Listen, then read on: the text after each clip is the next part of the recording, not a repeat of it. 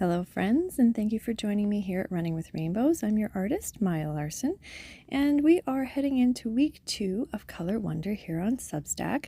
So I wanted to just sort of touch base and reach out because the classes for the Color Wonder workshop are not on the free subscription tier. So this one is just for everybody to get a little gander at and maybe to explore the whys of making your own paint. So to kick us off, I have a little excerpt from a book by Benjamin Hoff. He is the author of The Tao of Pooh, and this one's called The Tea of Piglet. Now, I may be mispronouncing that. I haven't quite gotten all the way through the book yet, but I came across this really interesting excerpt that I thought applied to sort of my mission or my aim in bringing this class to Substack for you guys to experience. So today, thanks to this rather lopsided cultural foundation, we live in what is commonly described as a materialistic society. But that description is an error. Ours is in reality an abstract values society, one in which things are not appreciated for what they are, so much as for what they represent. If Western industrial society appreciated the material world, there would be no junkyards, no clear-cut forests, no shoddily designed and manufactured products, no poisoned water sources, no obese, fuel-guzzling automobiles, nor any of the other horrors and eyesores that haunt us at every turn. If ours was a materialistic society, we would love the physical world, and we would know our limits within it. In truth, Western industrial society does not even notice the materials world. It quickly discards it, leaves it to rust in the rain. The material world is here and now, and industrial society does not appreciate or pay attention to the here and now. It's too busy coveting and rushing after the there and later on. As a result, it is all too often fails to see what is right in front of it and what's coming from that. It forgets where it's been. It does not know where it's going. Ooh, that's a lot, but it makes a lot of sense.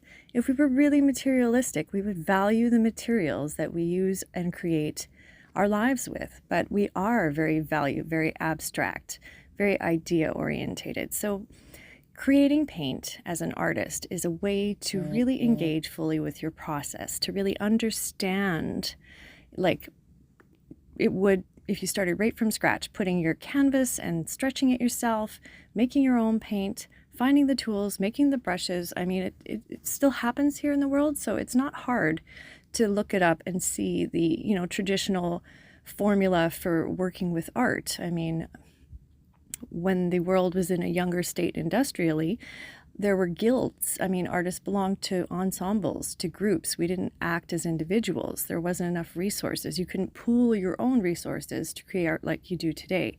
So in the modern era, we have this lovely advantage of access to materials and goods. But as artists, with this, climate change and pollution really starting to work its way back to us from the oceans, it's time to act. And, one way to sustain your practice is to slow it down a little bit. Because sure, I love to jump downstairs and grab my paints out of my bin, like I still have some cheap stuff left, and just make something. But I'm starting to appreciate more and more that if I want to do that quick, fast art, to do it on a piece of paper and maybe with a pencil or watercolor. And then I don't throw that paper out anymore. I keep that in my to-use pile. So there's no waste, but there's more thought given to the process of how I create. So making my own paint is partially responsible for helping bring this clarity to me, because making your own paint in this fashion, we're using a plant-based acrylic binder from Natural Earth Paints for our class. And they're a wonderful place. They're located here in Canada, in Winnipeg, Manitoba, where I'm from. So that's a huge perk for me. I love supporting local. But anyway, they're creating this opportunity for us to use good quality ingredients, good quality pigment powders. These are natural earth powders. They're not necessarily plant-based powders or transient colors. They're permanent. So there's lots of other ways to make paint, but I wanted to showcase using archival products because that's something that always kind of niggles at the back of my head.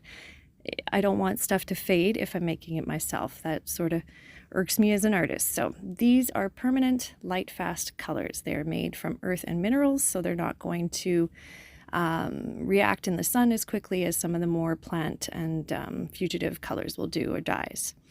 So this allows you to really appreciate when you sit down to create something, A, the value, what work went into creating this paint that you're using, so you're less likely to be flimsy with it, and intention. You can definitely incorporate the emotional spectrum of color into your mind as you're stirring and mixing your paint. So instead of like thinking about your week or your grocery list, try and slow it down and think about what yellow means to you, and impregnate that paint almost, or project upon that paint the positive ideals and associations of that color for yourself. Because I feel like when you go to use that color, you'll have already established an inner dialogue that enhances and empowers your process. And that is a huge shift. Instead of just getting up, grabbing the crappy stuff from Dollarama or from Walmart, slapping something on a canvas and walking away. That's very cathartic, but is it deep? Come join me on Substack, friends. Running with Rainbows, only $8 a month.